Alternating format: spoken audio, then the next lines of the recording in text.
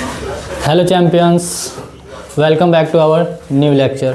आज हम लोग पढ़ने जा रहे हैं क्लास 10th का बहुत ही important chapter chemical reaction and equation. इस चैप्टर से हमारा हर साल बोर्ड एग्जाम में भर कर क्वेश्चन रहता है। इस कारण हम इस चैप्टर को बहुत ही अच्छे तरीके से पढ़ेंगे। आज हम लोग क्लास 10th का जो हमने बेसिक लेक्चर जो डाला था उसको भी आप लोग पढ़ लीजिएगा, और एक मैं और बेसिक लेक्चर डालूंगा जिसमें हम लोग पढ़ेंगे atomic number, atomic mass and how to make chemical formula. तो आज हम लोग पढ़ेंगे केवल रासायनिक अभिक्रियाएं क्या होती है और समीकरण क्या होता है, और रासायनिक अभिक्रिया के दौरान कौन कौन सी घटनाएं घटित होती है। तो चलिए हम लोग स्टार्ट करते हैं। Let's begin the class. तो फर्स्ट हम लोग जानेंगे आज कि रासायनिक अभिक्रियाएं होती क्या है। तो रासायनिक अभिक्रिया कहने का तात्पर्य क्या है। जैसे हमारे दैनिक जीवन में हम लोग क्या करते हैं, किसी भी दो वस्तु को आपस में हम क्या करते हैं, मिलाते हैं, और मिलाने के फलस्वरूप क्या बनता है, नए पदार्थ का निर्माण होता है। तो इस सारी घटना को क्या कहते हैं हम, रासायनिक अभिक्रिया। तो आई होप आप लोग समझ रहे होंगे कि रासायनिक अभिक्रियाएं होती क्या है। जैसे कि एग्जाम्पल में हम लोग लेंगे एक चीनी और एक पानी। चीनी का स्वाद मीठा होता है और पानी का स्वाद नॉर्मल होता है। तो जब दोनों को हम आपस में मिक्स करते हैं तो क्या होता है, शरबत बनता है। और शरबत का जो नेचर होता है वो क्या होता है, पानी तथा चीनी के नेचर से डिफरेंट होता है। तो वो होता है हमारा रासायनिक अभिक्रिया। तो चलिए हम लोग सिंपल शब्दों में जानेंगे कि रासायनिक अभिक्रियाएं होती क्या है। तो क्या होता है कि जब कोई पदार्थ तत्व या यौगिक, अब यहाँ पे इस बात को हम जानेंगे कि तत्व आखिर क्या होता है, यौगिक क्या होता है। अभी हमने ये एग्जाम्पल दिया, इसी के आधार पर आपको बताएंगे कि तत्व और यौगिक क्या होता है। तो जब कोई पदार्थ किसी दूसरे पदार्थ से मिलकर, जब कोई पदार्थ किसी दूसरे पदार्थ से मिलकर एक या एक से अधिक, यहाँ पे अभी एक बनाया है, हम जैसे जैसे रासायनिक अभिक्रिया के प्रकार पढ़ेंगे, जैसे यहाँ पे देख लीजिए, यहाँ पे दो पदार्थ आपस में मिला है, इधर क्या बन रहा है, एक या एक से अधिक, यानी यहाँ पे दो प्रतिफल का निर्माण कर रहा है। अब जानेंगे यहाँ पे प्रतिफल भी आखिर होता क्या है। तो एक या एक से अधिक नए गुणधर्म वाले पदार्थों का निर्माण करता है, उसे हम क्या कहते हैं, रासायनिक अभिक्रिया। तब हम इसको एक सिंपल शब्दों में जानेंगे कि क्या, कि दो पदार्थ को आपस में हम क्या कर रहे हैं, रिएक्शन करा रहे हैं। तो रिएक्शन के पश्चात एक नए पदार्थ का निर्माण हो रहा है। तो यहाँ पे हमने लिया एक हाइड्रोजन, दूसरा लिया है ऑक्सीजन। तो जब हाइड्रोजन को ऑक्सीजन के साथ क्या कराते हैं, संयोग। संयोग कहने का मतलब आपस में इसको मिलाते हैं। तो मिलाने के फलस्वरूप हमको क्या मिलता है, जल। क्या मिलता है, जल। जैसा कि यहाँ पे हमने लिखा हुआ है सांकेतिक फॉर्म में। तो हाइड्रोजन का संकेत होता है H, ऑक्सीजन का संकेत होता है O, और जल का संकेत होता है H2O। तो यहाँ पे ध्यान देने की बात क्या है कि जब H2 को हम क्या कराते हैं, O2 के साथ अभिक्रिया कराते हैं, यानी हाइड्रोजन का ऑक्सीजन के साथ अभिक्रिया कराते हैं। अभिक्रिया के फलस्वरूप हमको क्या प्राप्त होता है, जल। और उसी को हम क्या कर रहे हैं, सांकेतिक फॉर्म में लिख रहे हैं। सांकेतिक फॉर्म यानी सिंबल के फॉर्म में। तो सिंबल के फॉर्म में लिख देंगे तो उसी को हम क्या कहते हैं, रासायनिक समीकरण। यानी रासायनिक अभिक्रिया में भाग लेने वाले अभिकारक और अभिक्रिया के फलस्वरूप बने प्रतिफल को उनके संकेतों और सूत्रों के रूप में निरूपित करना ही क्या कहलाता है, रासायनिक समीकरण। अभी क्या है, संकेत या सूत्र। तो यही हमारा क्या होता है, ये होता है हाइड्रोजन का संकेत, ये होता है ऑक्सीजन का, और ये होता है जल का संकेत या सूत्र। अब हम लोग जानेंगे कि यहाँ पे हमको कोष्टक में यानी ब्रैकेट में दिया है G, यहाँ पर G और यहाँ पे L।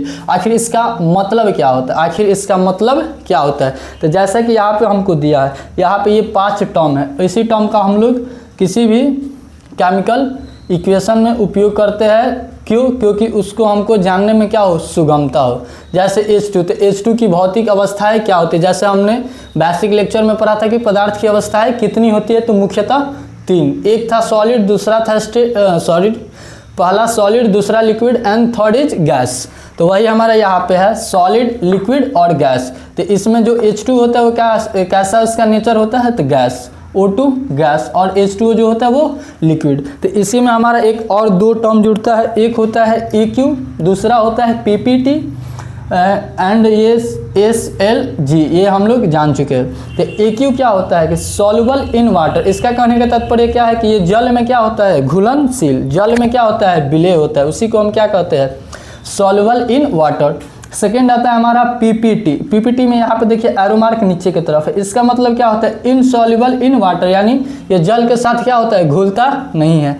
और पीपीटी कहने का तात्पर्य क्या है, प्रिसिपिटेट। और प्रिसिपिटेट को हिंदी में हम क्या कहते हैं, अवक्षेप। हिंदी में क्या कहते हैं, अवक्षेप। जैसे हम यहाँ पे पढ़ेंगे तो बताएंगे आपको पीपीटी आखिर होता क्या है, तो प्रिसिपिटेट।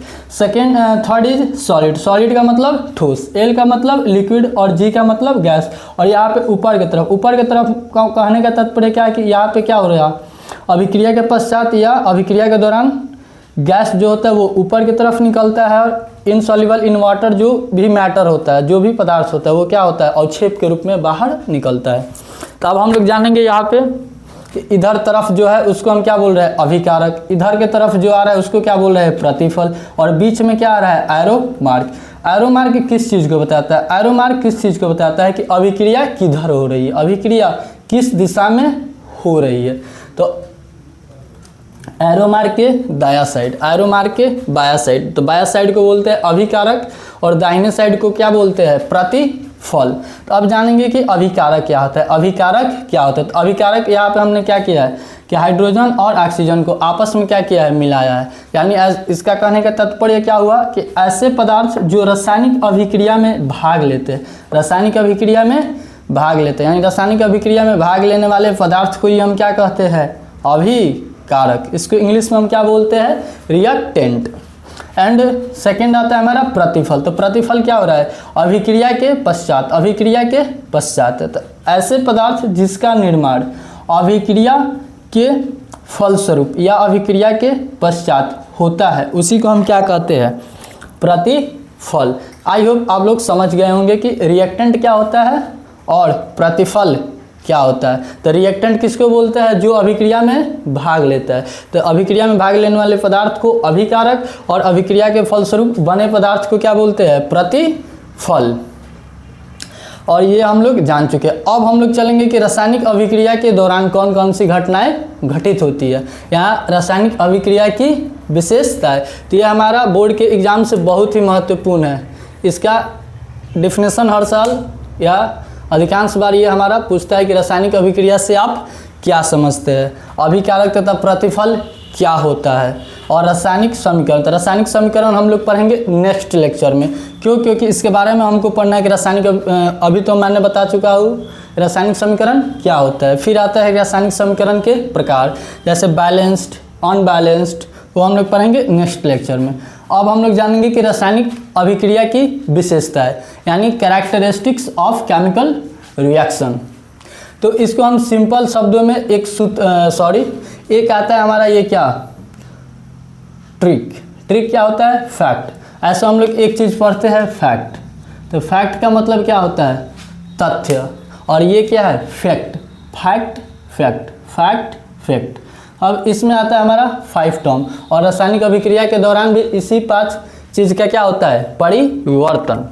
तो हमारा पहला आता है एफ। एफ का मतलब क्या होता है, फॉर्मेशन ऑफ प्रिसिपिटेट। इसका कहने का तात्पर्य क्या है, अवक्षेप का बनना। इससे हमारा हर साल क्या बोलते हैं, प्री बोर्ड हो या बोर्ड हो या हमारा 6 मंथ में जो एग्ज़ाम होता है उसमें इससे ऑब्जेक्टिव टाइप क्वेश्चन पूछता है।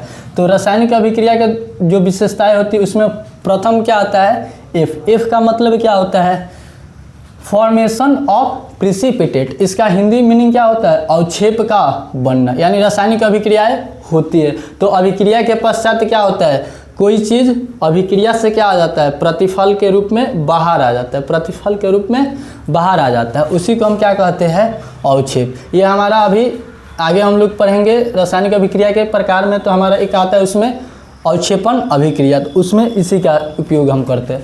तो अवक्षेप का बनने का कहने का तात्पर्य क्या है कि इसमें हम लोग 2 क्या लिए हैं, पदार्थ। यहाँ पे हमने ये वाला टर्म आप लोगों को अभी नहीं बताया कि तत्व और यौगिक आखिर होता क्या है। तो तत्व क्या होता है, जो एक ही पदार्थ के परमाणु से मिलकर बना होता है, एक ही पदार्थ के परमाणु से मिलकर बना होता है, उसे हम क्या कहते हैं, तत्व।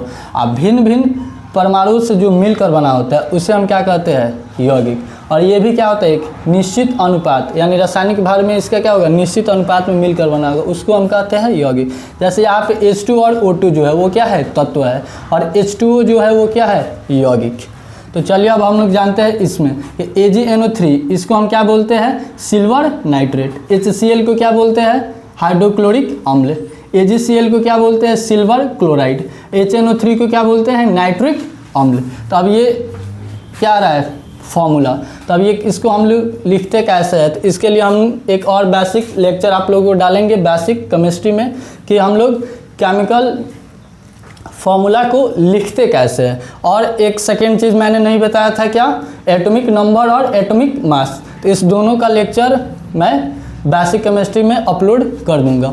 तो हम लोग जानेंगे इसमें क्या बन रहा है। AgCl जो है वो क्या कर रहा है, अभिक्रिया के पश्चात अवक्षेप के रूप में क्या हो रहा है, अभिक्रिया से बाहर आ रहा है। और ये किस रूप में आता है, किस रूप में आता है, तो ये आता है ठोस रूप में। यानी अवक्षेप हमेशा किस रूप में बाहर निकलता है, अभिक्रिया के ठोस रूप में। तो इसी को हम क्या बोलते हैं, अवक्षेप का बनना।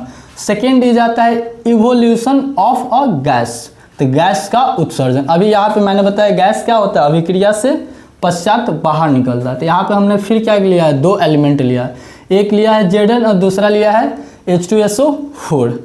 और अभिक्रिया हो रहा है तो क्या बनना है, ZnSO4 और H2 जो गैस है वो क्या हो रहा है, अभिक्रिया के पश्चात बाहर निकल रहा है। थर्ड चीज आता है हमारा C4 क्या होता है, चेंज कलर, चेंज कलर, रंग में परिवर्तन। फोर्थ चीज हमारा क्या आता है, T4 क्या होता है, टेम्परेचर चेंज। यानी अभिक्रिया होती है तो अभिक्रिया के पश्चात क्या होता है, या तो तापमान में परिवर्तन। तापमान में परिवर्तन दो तरीके से होगा, या तो तापमान बढ़ेगा या तापमान घटेगा, तापमान बढ़ेगा या तापमान घटेगा। तो तापमान बढ़ता है तो उसको बोलते हैं उष्मा शोषी, तापमान घटता है तो उसको बोलते हैं उष्मा क्षेपी। तो ये भी हमको पढ़ना है, टाइप्स ऑफ केमिकल रिएक्शन।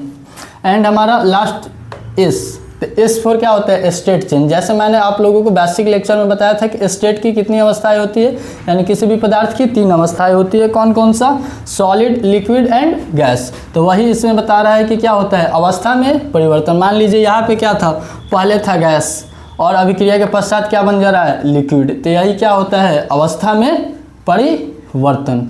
तो आज के लेक्चर में हम लोग इतना ही पढ़ेंगे कि रासायनिक अभिक्रिया में कौन कौन सी घटनाएं होती है। तो ये चीज़ आप लोगों को याद कर लेना है, बिकॉज ये हमारा प्री बोर्ड, उसके बाद छमाही परीक्षा या बोर्ड के एग्जाम में ऑब्जेक्टिव इससे पूछता है कि रासायनिक अभिक्रिया के दौरान कौन कौन सी घटनाएं घटती है। तो पहला होता है अवक्षेप का बनना, सेकेंड इज गैस का उत्सर्जन, थर्ड इज रंग में परिवर्तन, फोर्थ तापमान में परिवर्तन एंड लास्ट अवस्था में परिवर्तन। तो आज के लिए हम लोग इतना ही टॉपिक पढ़ेंगे और नेक्स्ट टॉपिक में हम लोग क्या पढ़ेंगे, chemical equation and it's type. यानी केमिकल इक्वेशन के कौन कौन से प्रकार होते हैं, जैसे संतुलित, असंतुलित। तो आई होप आप लोग को ये लेक्चर समझ में आ गया होगा कि रासायनिक अभिक्रियाएं क्या होती है, अभिकारक और प्रतिफल क्या होता है, और रासायनिक अभिक्रिया की विशेषताएं आखिर क्या क्या होती है। तो नेक्स्ट लेक्चर में हम लोग ये इक्वेशन पढ़ेंगे। आज के लिए धन्यवाद और आशा करता हूँ कि आप लोग को ये क्लास अच्छा लगा होगा। तो दैट्स वाई आप लोग हमारे चैनल को सब्सक्राइब और लाइक कीजिए। धन्यवाद।